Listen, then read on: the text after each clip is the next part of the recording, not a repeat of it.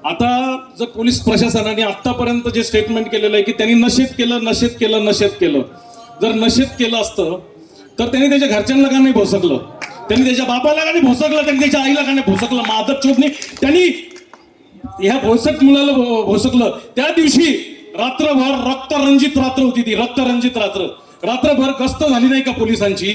2 वाजेपासून हा खेळ चालू होता. ते शिर्डीच्या वेगवेगळ्या भागामध्ये फिरत होते. ते कधी कळडोबा नगरमध्ये होते, कधी गणेशवाडीत होते, कधी शिर्डी साकोरी शिवावर होते.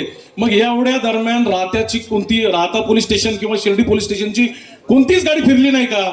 सीसीटीव्ही फुटेज एवढा मोठी स्क्रीन लावून ठेवलेली त्या शिर्डी पोलीस स्टेशन मध्ये, त्याच्या समोर 2 कर्मचारी बसले असतील.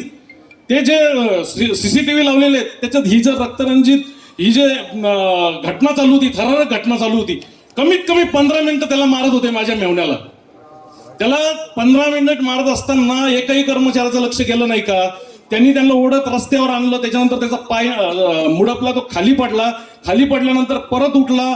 त्याला दुसरा व्यक्ती मोटरसायकलनी धडकवतो आणि त्याच वेळेस त्याच्या डोळ्यामध्ये चाकू घातलेला आहे. त्याचा पहिला घाव डोळ्यात आहे.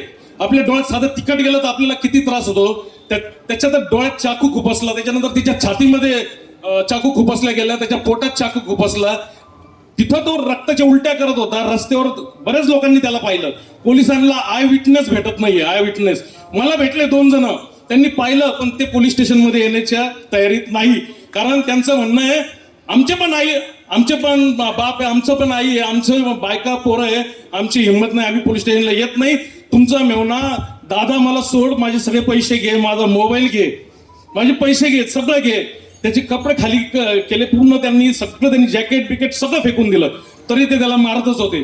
त्याच्यानंतर 5 मिनिटं रिक्षाच्या पाठीमागून येऊन त्याला काय केलं ते फुटेज मध्ये आलेलं नाही. कमीत कमी त्याच्यावर इतके वार झाले. त्याच्यानंतर त्याच्या डोक्यावर दगड टाकण्यात आला.